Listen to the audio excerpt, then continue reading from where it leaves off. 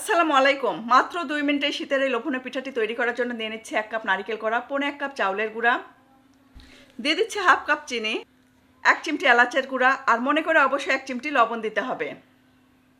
খুব সুন্দর করে মাখিয়ে নিয়ে দিয়ে দিচ্ছি একটা মুরগির ডিম। বাইন্ডিংটা যেন সুন্দর হয় এজন্য 4 টেবিল চামচ আমি ময়দা দিয়ে দিচ্ছি। মাখানোর পর মনে হচ্ছিল যে একটু নরম হয়ে গেছে, তাই 4 টেবিল চামচ চাউলের গুঁড়া আরও বেশি দিয়েছি।